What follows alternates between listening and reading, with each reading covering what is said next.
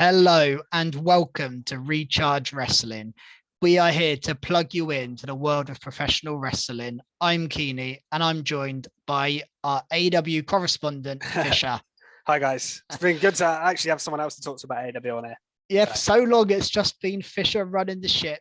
But this week of all weeks, we needed two people to man the ship on AEW because it has been a monumental week of news and drama since All Out. I didn't even bother doing an all-out review because the next day, so much stuff come out about it. I was like, we might as well just wait till Dynamite, see what happens, and then we can talk about the whole picture then, because we didn't really know what was going to happen on Dynamite. We didn't know what was going to, because All Out kind of, the two big title changes as such from the show become completely redundant. So, there was MJF's big return, but we can talk about that on Dynamite anyway. But yeah, it was, apart from that, there wasn't really a lot else to talk about in the end because it was the stuff afterwards was so newsworthy. Yeah, well, we have to start with CM Punk and the Bucks and Omega and Colt Banner, Hangman Page, Tony Khan, whoever else you want to involve in this whole drama. Now, I saw I'm sure everyone by now has seen the press conference after the pay-per-view with CM Punk and Tony Khan. And I mean, what were your thoughts on what CM Punk said?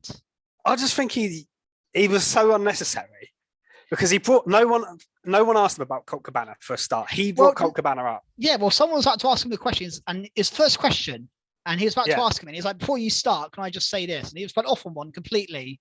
And Tony Khan's reaction said it all. He was like, he looked so uncomfortable.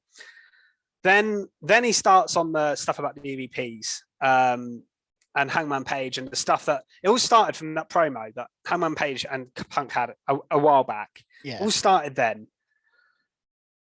And Punk obviously hasn't let that go. He goes off on a rant. Tony Khan's sitting there like, oh Christ, what's he saying? I felt sorry for Tony Khan there. Like, what is he going to do? He can't. And then obviously it goes off. Punk goes backstage and then it all kicks off. You see Chris Jericho come out after CM Punk later on, and you see him like whisper to Tony Khan saying something like it's all kicking off. Like shit's going down or something like that. He says basically to Tony, and Tony's like, oh fuck. But they have to continue doing their press conference. And there's so many different sides of this story that have come out. Some people have said the Bucks started it. Some people have said Punk started it. Some people have said a dog was involved. Some people have said this was involved. Yeah, all we know is the Elite say that Kenny Omega's first thought was to save the dog or something. Yeah, because apparently the dog was in the room. Yeah. But yeah, Ace Steel bit Kenny Omega. Did you see the sign on Dynamite, by the way, that had the Elite with like a bite? Oh yeah, that was genius. That's a good sign. So that definitely happened. We know there were some chairs thrown. Punk apparently threw the first punch. He obviously caused it in the terms of the press conference. If he didn't say anything, none of this probably happened. This is the thing. Either Punk threw the first punch and started it, or the Bucks and Omega started it. Either way, Punk's the catalyst. Yeah, exactly. Like, I almost don't blame the Bucks and Omega for reacting to what Punk was saying about them. Again, we don't know the ins and outs of what's going on backstage. Maybe Punk's bang on. Maybe he's out of line. We have absolutely no idea about what the ins and outs of it. But I just think my thoughts are, this is one of their, they're going to do 4 pay-per-views a year. So it's a pretty big deal when they do one. Especially trying to compete against this is like their WrestleMania trying to compete against Clash at the Castle, and then you have Worlds Collide the same night. Okay, not quite the same deal, but this is a big weekend of wrestling and you want to stand out for the right reasons, and they had put on a pretty decent show, if not way too long, but towards the end I thought the main event was good. I love the Acclaim. Yeah, how they handled MJF's return. That's a monumental return. That should be what everyone's talking about. Yes, absolutely. Yeah, MJF is back. What a return! For all that to happen, and for Punk to make it all about himself, all about his personal grudges, I just think is like, I mean, it's unprofessional, but it's just bang out of order. Yeah. I just think if I'm Tony Khan, I'm thinking, well, why? Like, I need to get rid of this guy ASAP. I don't care. I don't think he can pick them over the. I don't think he can pick them over the. If it's them or the elite, him or the elite, he's got to pick the elite in that sense because they helped start this company. I feel like the fans are on their side, and I think if you get rid of the elite, you're getting rid of a massive part of AEW. Like CM Punk going would be a big deal, like in terms of he's a big name, but I think long term the company might be better off because of it. And the fact he's injured now as well, coming out of this, he's injury prone. He's older.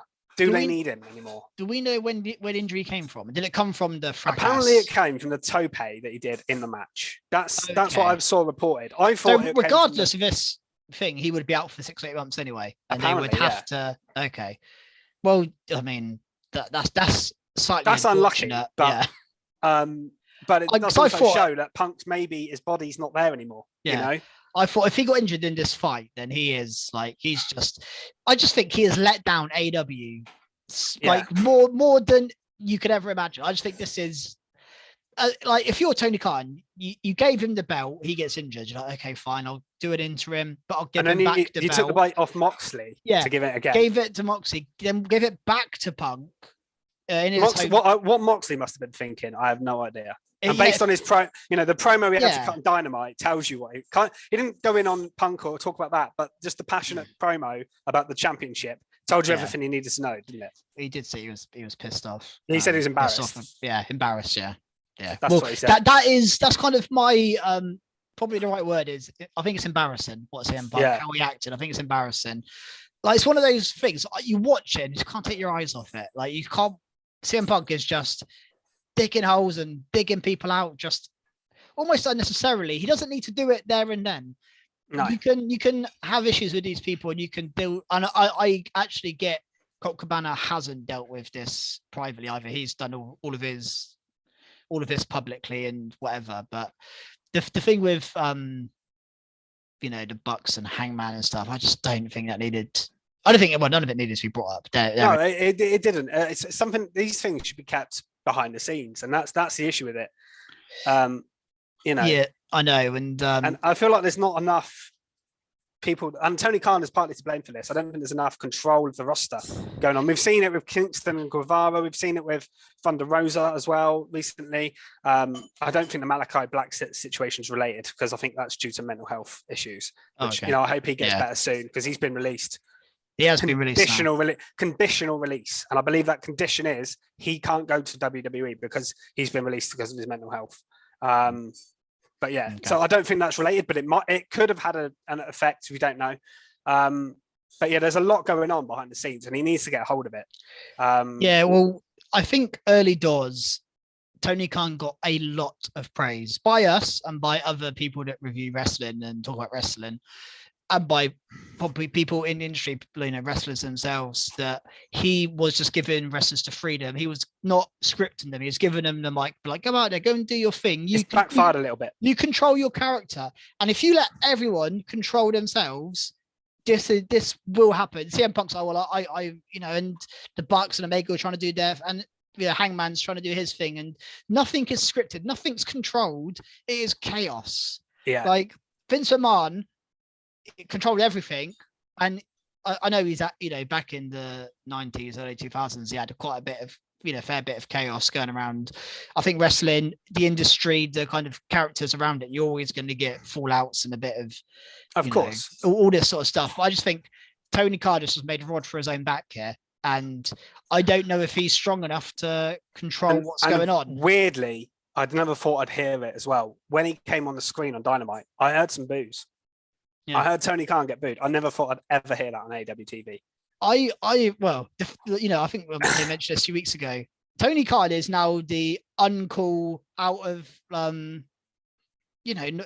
with the times book all of a sudden, because Triple H is the guy who's doing the right things. He's handling things the right way, and Tony Khan all of a sudden is he's the Vince McMahon of the situation. He's gone from being the cool guy to the guy that isn't managing things the right way. And I think this is the biggest threat to AEW so far in their Absolutely. 3-4 years. Because if they lose the Elite, that's a massive deal. Yeah. Oh, can you imagine if they turn up on WWE TV? That is exactly. game over. That would be shocking. Should we talk about how this actually affected then the going forward and the Dynamite itself? Because I was shocked when the trios titles were vacated because I thought a suspension they'd keep the titles. I'm glad it didn't do another interim.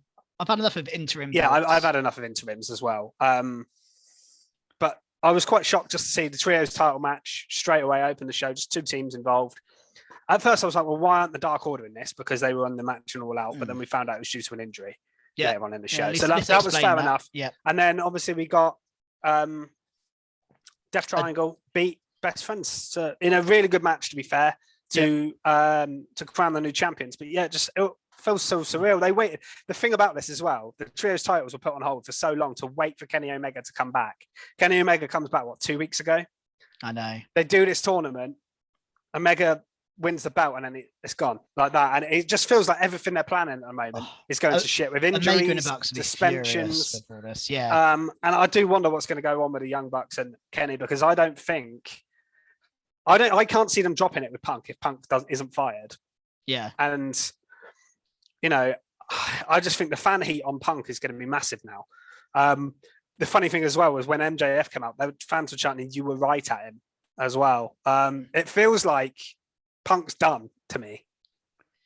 I think Punk has to be done. I don't think, unless he swallows a lot of pride and apologizes, which he's never done in his career. No, he doesn't do that. That's just not CM Punk. And even then, I just think too much damage has been done. I just don't know how you come back from this. And one of my favorite moments in wrestling history was CM Punk coming out on that Rampage when he first came out. Yeah. And oh my God, the buzz I got from that was insane. Honestly, I'd put that in my top 3 or 5 best wrestling moments of all time. So this is coming from someone who loves CM Punk and is same here, desperate to see him back. I just think he has to go. There's no, and again, if you're Triple H, you're not looking at CM Punk thinking, he will never. Triple H and no chance. Punk, no chance. But so CM Punk's probably Triple H will be sitting there right now going, I was right all along. We were right all along, by the way. That's what he'll be thinking right now. And yeah, Tony Khan must be. I feel a bit sorry for him, but at the same time, like I say, he's kind of let this situation happen in a way by not employing talent relations people, not employing, not having a control of the situations that happen. Yeah, exactly. And so with CM Punk's injury, obviously they've got a 6 to 8 month buffer here where they don't have to release him tomorrow because he's out for 6 to 8 months. So they can wait 6 months, see what the situation is in 6 months, and then decide on his contract then. They don't have to do anything right now. I guess the caveat to that is if that happens, how would that affect the Bucks and Kenny, who are set? I know they're going to wait for 6 months to see what happens to CM Punk. But they're going to want a decision soon. I think there's legal implication. From what I've heard, there's legal sides to this. They need to find exactly what happened. Then I think a decision will be taken. So I don't think it will be a case of waiting 6 months. I think they need to find out exactly what happened with Punk, exactly who was at fault. Because apparently there's 2 sides to the story. They need someone who's neutral, who's not a member of the Young Bucks and the Elite in their friendship group, who's not CM Punk. Some people must have been there. Well, wasn't Christopher Daniels there? He was one of the people apparently, because he's been suspended. Apparently he was part of it, and he was one of the people in the middle trying to break it up. Because isn't he part of talent relations, isn't he, Daniels? I believe so. He's got some sort of role backstage. But there must be some people backstage who saw something who can, and this is going to get cleared up. There must be. But there was a talent meeting apparently yesterday, which was led by Bryan Danielson, Jon Moxley, and Chris Jericho, which feels like they are like 3 people that you can trust to lead these people coming out of this and go forward, and reliable talents. And Moxley obviously feels like Mr. AEW from his passionate promo. But yeah, it's interesting what's going to happen in the world title, because they're doing a little mini tournament for it, aren't they? Yeah, and again, such an advocate of tournaments. I love tournaments, especially for vacated belts. I love it. But AEW have done so many. And it feels like the same people. My issue with this is Jericho and Moxley are in it. Yeah. They've been champion. Bryan's just feuded with Jericho. He's facing him again. Sammy Guevara doesn't really deserve to be in it, in my opinion. Darby Allin probably doesn't. Been winning matches recently. It feels like it's. I know that I get what they've done. They've called it the Tournament of Champions. Ex-champions. Yeah. So it's people that have held belts and things like that. I get the premise of it, but it's a bit same old. I would have preferred to see like a Powerhouse Hobbs off the back of his win be in it. Yeah. Someone like that, like some cool different people maybe. The thing is, you again have to give some sympathy to Tony Khan, because he would have had plans off of All Out, and everything he had planned for this Dynamite and for the next few months have gone out the window, because he had Punk as champ and he was going to do Punk and MJF, a really cool story there, and then he was going to do something with Bucks and Omega against, I don't know, Hangman, and he had all these stories planned out, and he's had to create this tournament from scratch, at the last minute. I just think, for me, definitely, we've done too many tournaments recently. We did that tournament for the singles belt. Pat Cows, I can't remember the name of that belt. He's got that. We did a tournament for Atlantic Championship. Yeah, we did a tournament for the trios. We've done tournaments for the interim AEW championship. I just think, for me, what I would have done, and I'm not saying I'm a better booker than Tony Khan, but what I would have done is I would have done what he did with the six man, just have a trios match for the belts. And my main event, I would have just done like a fatal 4-way, Jericho, Danielson, Moxley, and someone else. Do you know what he could have done? Is he could have just said the match from the weekend is void. John Moxley is technically still champion, but MJF gets his shot tonight. Yeah. And put the belt on MJF at the end of the show. Yeah. He could have done that. Like, it's a long-winded. I feel like this is a long-winded way of getting the belt on MJF. They couldn't pay MJF in the tournament, as it wouldn't make sense, because he's earned a one-on-one match. So what they're going to do is they're going to have someone win, and then MJF's going to beat them. That's what I'm convinced is going to happen. Yeah, I'm pretty sure the final is going to be Danielson v Moxley. I'm pretty sure it's going to be the final. Based on what we saw. Yeah, I think Moxley definitely has to be in the final. Based on his promo, Moxley should be the champion, but I think they'll give it to Danielson. That's what I think they'll do here. I think they're going to give it to Danielson and maybe have a Danielson MJF feud, because that feels quite fresh. Yeah, possibly. Although we did have Moxley and MJF at the start of the show. Yeah, should we talk about what happened at the start? Yeah, because MJF, he cut a good promo. That's water's wet. That's the standard thing. But he quite openly brought up WWE. He said he wants to go to a real company with real fans, where Cody Rhodes is, the American roller coaster, called him. And then he did he say Triple H's name by names, or did he just say the King of Kings or something? He said the Game, I think. The Game, yeah. He mentioned, and he said he mentioned Nick Khan as well, because he said the only Khan worth a dime. There was a lot of WWE references, which plays on the fact that he was threatening to leave to WWE, and he still may go at some point. Like, bit more of 2024. It feels very real. It was a good promo. I love the babyface bit when he first come out. I thought, are we actually getting babyface MJF here? Like, is that legitimately happening? And then he kind of just, as soon as Moxley come out, he turned and just turns on the crowd, and then was brilliant. It was such a good promo between the two, and then but I loved his explanation as well, because he was like, I'm not going to go in the tournament. Why would I waste my time? What did you think of the whole thing at All Out? Because when I first watched the ladder match, I was like, what the fuck is this ending? When Stokely just climbed up and gave it. But when it was revealed at the end and it was MJF, I thought it was a bit of genius, actually. It felt very Retribution-y, didn't it?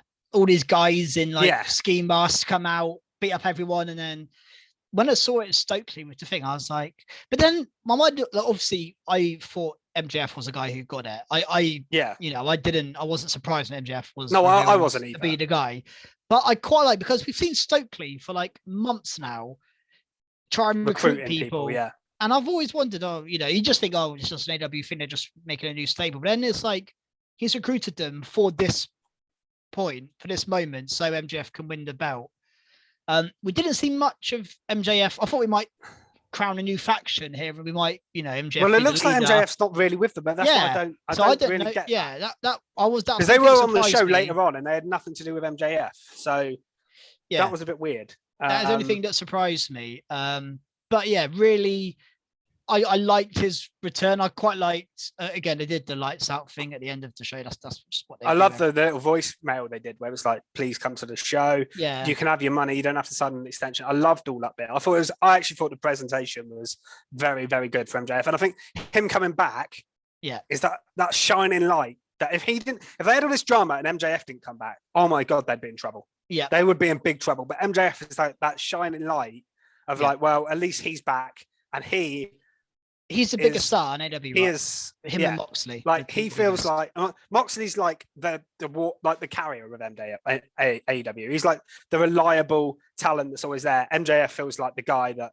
the crowd needs, and this show needed as a fresh injection. And he's just great, and I'm so glad he's back, and especially with the timing. My God, if he wasn't here as well, I think they'd be in big trouble. Because as great as Moxley, Jericho, Bryan are, they've been carrying the show long enough. Like Omega's only just come back, he's gone. Punk's only just come back, he's gone. Like I don't think they can keep carrying the show forever. So MJF coming in is like massive for me.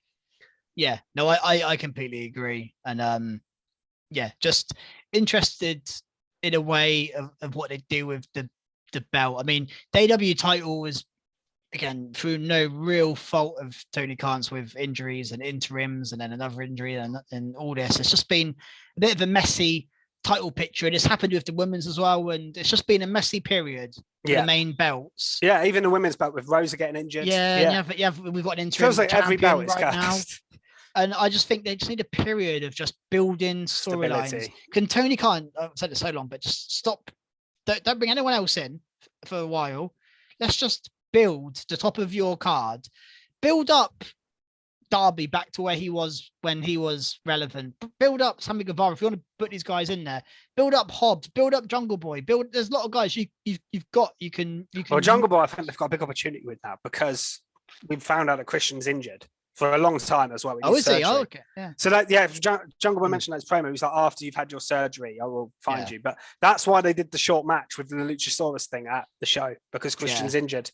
And he's out for a long time. So this gives Jungle Boy an opportunity to come away from that feud and do something. He was in a mean and feud. Yeah, he's going to feud with Luchasaurus, isn't he? Yeah. Which I'm sure is going to be really good. But it gives them a chance here to sort of use their homegrown stars, use their younger talents that they haven't been using. I mean, they main evented with Yuta and Garcia here, which I think was an indicate. I think that was Tony Khan saying, look at what we've got for the future. Yes. I think that's what he was doing here, because I thought, why is this main event in the show? Obviously, we've got a title change, which we'll talk about, but I think he did that on purpose on this show to go, look, CM Punk might be the past. These guys here are the future of this company. And I think that was a smart move in a way. It was. And I thought that was an amazing main event, by the way.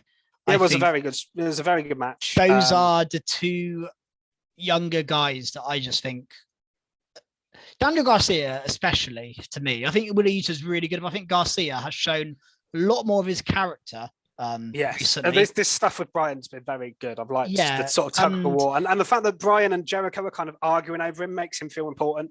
Yeah, I think Daniel Garcia is a bona fide star. Yeah, the only problem is he holds a random. But not a random, but he holds the title Ring of Honor, which just feels weird on an AEW show. Again, comes back to it. Why is he winning that belt? The good thing about it, though, is that is a proper wrestler's title, and he's going with this not sports entertainment wrestler gimmick. And so it's actually the perfect title for him to win in kayfabe.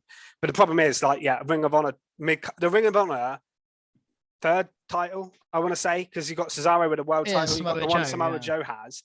And you got this one, so it's kind of like the third Ring of Honor titles main event in your show. That's a bit weird. That's a bit weird, but I mean, apart from that, this main event was really good. And I did get a bit confused with the rules, the Ring of Honor rules going on. But if I'm honest with you, I don't want them to show any more Ring of Honor belts or AAA belts or Lucha belts or any other belts. Let's just focus on AEW, just AEW for I was going to say a few months, for a year. Let's have a year of just AEW stuff, please. I mean, they've bought Ring of Honor now, so they're going to have to do that. But I think what they need is they're going to get a weekly show. They're going to get a weekly show. Once the weekly show is set up, I think they will then. Or just turn Dynamite into Ring of Honor. You mean Rampage, right? Rampage. I do think don't turn Rampage. Dynamite Yes. to Ring of Honor. Yeah. So the Rampage into Ring of Honor. Do all your Ring of Honor stuff on Rampage. Just if Dynamite's just AW. That's what I think they should do. I think there is too much. I mean, there's too many belts in AW. I don't think you need that third singles belt. I don't think you need a trios belt. But here we are. I like the idea of the trios belt though. That is one thing I will say. It's a different. It gives a different. They have enough factions for it. And they have enough factions. I think that's a cool division for it. That is. I will say that. Yeah. I feel like the tag division might get forgotten a little bit with it, but. I saw one of FTR tweeting earlier saying, "Remember when we had 2-on-2 tag matches in AEW?"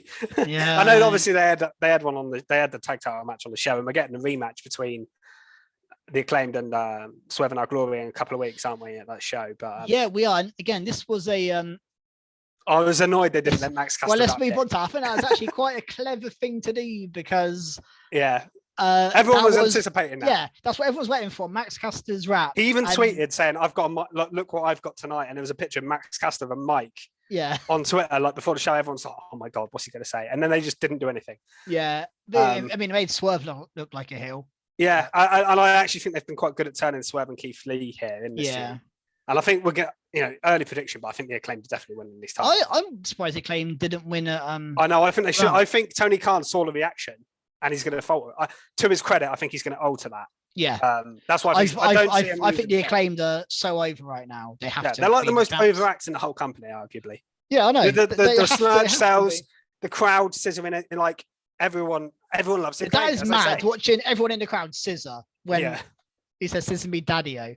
How was that so over? It's mental, but it's great. I love the Acclaimed. Yeah. That's great. So they have that in a couple of weeks. What else did we get on this show? I mean, have we finished talking about all the main event stuff and the CM Punk stuff? And I think so. I think we've probably covered a lot of it. I mean, again, a lot of it's just watch this space. Let's see what happens. Yeah, most of it is that. Really, see what happens now. And I heard, again, this is not really related to. It's kind of related to that. But before the show, there was I can't remember where I saw this. Somewhere on Twitter. Could be complete. Nonsense, but apparently Tony Khan kind of took Max Caster and MJF aside before the show and was just like, I saw that, yeah. Just like just don't say anything, like just be careful, yeah. I was really expecting MJF to slag off Punk and he didn't. So yeah, but I think it's because it's all the legal stuff is pending. I think they can't. No one can say anything. Tony Khan didn't mention that at all. He just said there's a trio. Imagine if you. I saw someone tweet this today. It was like, imagine if you didn't go online. You're just a casual watcher. You just watch the show. You watch the pay-per-view. You don't go online and read about the stuff. You just watch it casually. Yeah. You turn on Dynamite today, you'd be like, what the? Why is everything being? Where's CM Punk? Where's the Bucks and Omega? Why have they dropped their belts? Yeah. It'd be so weird. Yeah, but it's a hard one because you can't. And what's really interesting is, again, a lot of things that Tony Khan, prided himself on early on, he's now having to do the opposite of. Like he used to always say, I'll never hide anything. We'll always be open. Remember after that barbed wire death match, they mentioned it on the show. They didn't hide from it. And this is a situation. I know there's legal things, but I think he has. We are just ignoring this. We're not mentioning CM Punk's name on the show. Apparently he was taken out of the title credit. At the start, he's in. Do you know what? I actually watched that in quite detail. There was no Bucks or Omega either. No. So it's very interesting. None of them are on there. That is very interesting. So it'll be interesting to see what happens there. Let's talk about other stuff that happened on the show then briefly. So Penelope Ford versus Toni Storm basically it's the championship contenders match. Championship eliminator match. Yeah. I didn't like them when WWE did them, so I'm not going to praise them when AEW did them. Match was decent enough. Kip still came up with his box over his head. I enjoy Kip Sabian. Match was okay. Toni Storm won, so we're not getting her versus Penelope. Yeah, of course. Penelope. That was okay. You had a promo off with Hook and Action Bronson having a tag team match. So Action Bronson is actually wrestling, isn't he? Who is he? He's the rapper that does Hook's entrance music. Oh, is he? Okay. So he's involved in the. You didn't see the pre-show? Yeah, I didn't watch the 0 hour buy-in. Right. So the pre-show, I didn't watch it. He's ringside because he does Hook's entrance music, and he got involved after the match because Hook wins, and then Menard and Parker tried beating up Hook, and he just basically throws them around. But obviously, he's not a wrestler; he's a rapper. But looks like he's actually having a tag team match, which is really weird. But kind of cool. Yeah, why not? But yeah, that's Yeah, I have to admit, I didn't know who he was. I just thought he was another wrestler I hadn't heard of. So no, he's the guy that does Hook Song. Okay. There you go. I mean, Krusty knew who he was before. Yeah, I've heard of him. I don't know who he is. I don't know his music at all. But yeah, we had that. We had Wardlow versus Tony Nese in this quick squash match.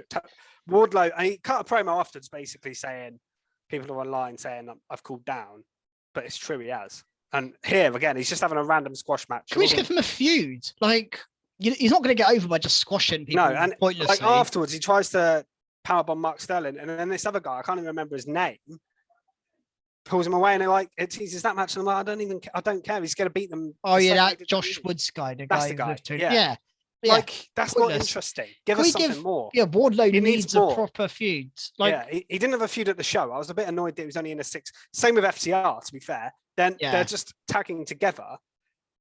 But the match wasn't particularly interesting. It was against Motor City Machine Guns, who aren't signed to AEW. Yeah. It's just hard to care about. You can only care about so many people at a time. Like, Vince McMahon, had his logic of, I think he said people remember 2.5 things per show. They don't remember. You're not going to remember everything that happens on a show. You're not going to care about everything that happens, but 2.5 things is. And at the moment, AEW are throwing 12 things at a show to try. You got to try and care about, and it's like I only really care about 2 or 3 guys, at a time. We need for Wardlow to be relevant. He needs to get in a meaty feud. Yeah, hopefully they give him one soon. We just think of all out. What did we care about? We cared about Punk and Moxley. We cared about Jungle Boy and Christian because they were having a proper feud. Yeah.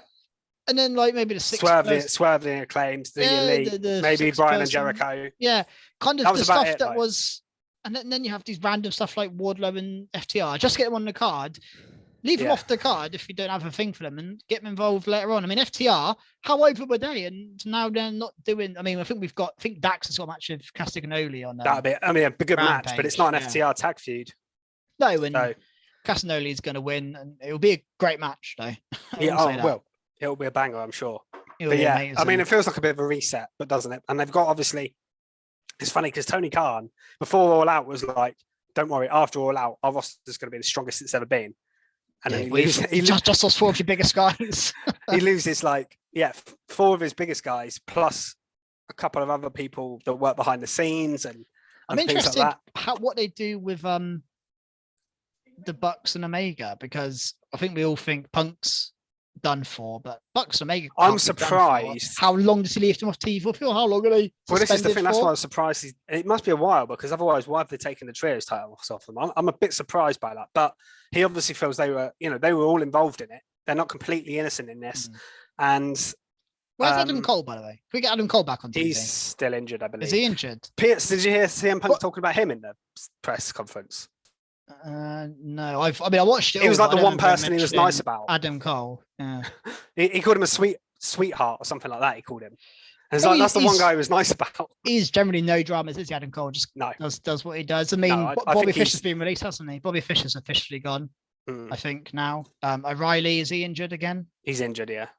Yeah. I mean, realistically, the Undisputed Era haven't really worked on I'm shocked at how they have not worked at all. Little it's worked, actually. I'm kind of disappointed.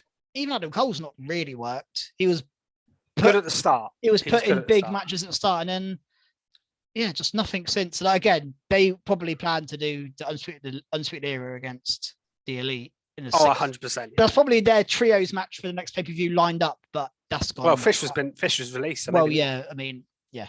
I was confused when that happened, because I thought that they would definitely do that match, but yeah, they just need. I think a reset is the right word. He needs to really think about his current roster and just focus on what he has, because he has got a lot of talent in AEW. Yeah, I've still got loads, even without the Elite being an insane amount of talent. And if you're just getting Tony Nese losing in squash matches, I mean, he fights every bloody week, Tony Nese. I'm sorry, but he's not the guy you want on. And it's just have feuds. Like, again, Hook was so hot, and then he's just hit a brick wall, hasn't he? He's got so far, hit a brick wall. Cassidy was hot for a while, and he kind of has stopped. And he gets Ward. I mean, we mentioned Wardlow. How hot was Wardlow? He saw Thunder Rosa was really hot. One title stalled. Hangman Page. So many people have done this in AEW. Yeah, he needs to just.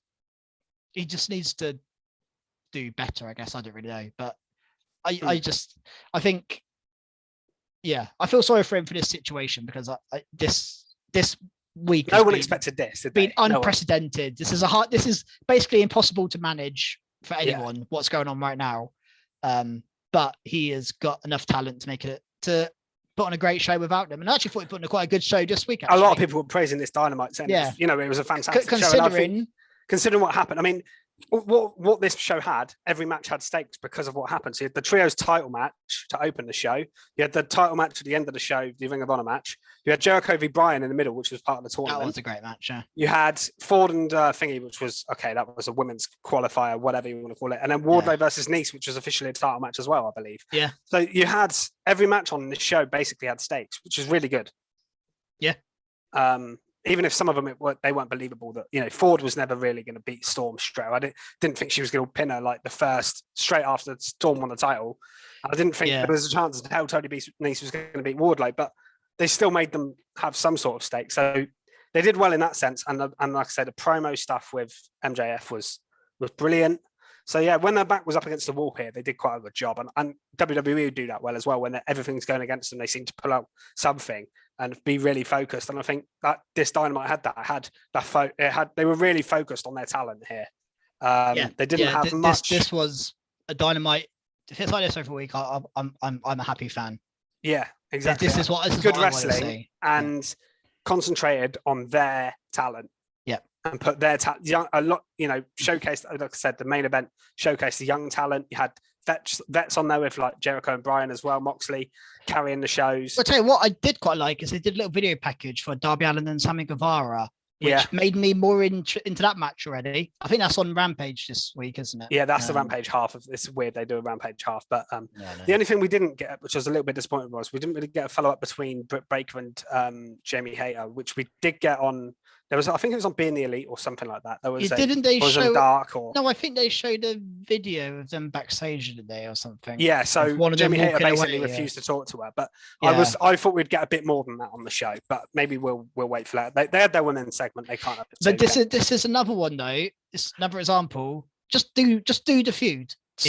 Stop teasing or building. Just do it. You can't build forever. Yeah, that's one. Just pull the trigger now on Hayter and I think they Baker. are going to pull the trigger. Do it. Yeah, but Baker doesn't always need to be involved in title feuds. That's and the thing. This feud's been set up. Like it's there. Like balls in basketball. It's a tap in. Just tap it in. Just finish it. I think they're going to surely this time. Yeah. Because I don't think Tony Storm's going to feud with Britt Baker. I don't think that's that. Or Jamie Hayter. I don't think that's that. No. I mean, I don't know who's next with Tony Storm. I don't think it'll be either of them. I can't think of any other heel. Well, Jade's the only other one, but like Nyla Rose, she's like the standard. Oh, first challenger. That always happens. Yeah. I don't know who else there is at the moment, but I'm sure someone will be someone. I don't know how long Rose is out for before she comes back and wants the title back, but maybe isn't she unhappy as well? Yes, there was a rumor that she asked for a release, but that's been confirmed not to be true. Obviously, Tony buried her in the press conference when she lost the title. Basically, said that she wasn't important. Oh no, it was before All Out. Basically, said she wasn't important. It wasn't worth more time. Given her a promo, which was ridiculously bang harsh. out. You can't say that. Yeah.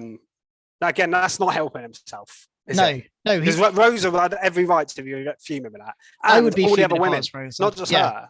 Yeah, it says a lot about what he thinks of the women's title and the women's division in general. So yeah, I mean, if I was a free agent woman, I'd be looking at that going, well, why would I want to sign for a company that thinks like that? So especially when you're seeing Clash of the Castle, you're seeing a third of the card is women. You're seeing eight women at pay-per-view. Third of the card is women. Plus Rhea Ripley in a sort of prominent role on the card as well. On AEW, you're not willing to give your champion more than 45 seconds to explain why she has to give up a belt. It's not a good look, is it? No, no, but hopefully, like I say, this Dynamite was promising. Hopefully, the situation with the Bucks, we'll get more information. If we have any more information, if Punk gets fired or anything, and we may have to do like a special pod, genuinely like a go live or something to talk about it once we know more. But at the moment, that's all the information everyone has. So But yeah, it was an enjoyable show. I feel like it's picking up, and certainly I reckon this will be a very much watched Dynamite because of the intrigue. This was the one I was looking forward to the most, maybe of all time, but definitely for at least a year or so. Yeah. Same there. I got up this morning and I was like, right, let's see what's going on. Yeah, Dynamite, let's go. Yeah, definitely. Interesting how he handled it. And I think he did. I think also his promo, just the last thing on Dynamite probably is. Yeah. I thought what he did was the right thing. He don't come out in front of the crowd. The crowd are just going to rip into you. Just explain it like that. Just, don't have to go into details. He didn't have to, I said that he's gone back on what he said, but I think there's a reason you don't always tell the truth in he doesn't need to say that on TV. Everyone knows what the situation is. Just say the belts are vacant. This is what we're doing. Move on. We've set up big matches and he's done that. So yeah, I think it's actually that side of it's handled quite well. I'd have preferred not to have another tournament for the men's. I'd have preferred to do. Yeah, I wasn't a fan of that. Your main event be like, again, I don't want another battle royal either. We see too many battle royals as well on AEW, but just like a triple threat, fatal four-way main event for the title, just straight up fatal four-way for your four biggest guys. Just go at it and see what happens. That's what I would have done. But yeah, and you can have MJF confront them at the end. Yep, and then you end the show with MJF face to face with Moxley or Danielson or whoever. Exactly, you could have done that, but other than that, I think he handled it pretty well. I think that's it then for Dynamite. Yeah. So yeah, if you haven't listened to our WWE review, we've recorded that already, so that should already be up if you're listening to this. Where we talk about Raw, SmackDown, and NXT from this week. Don't talk about Clash of the Castles. We've already reviewed that. Go and watch that if you haven't already. Follow us on Twitter at Recharge Wrestle. Give us a like and subscribe on this if you're watching on YouTube. And we'll see you next time. Cool. See you guys. Goodbye.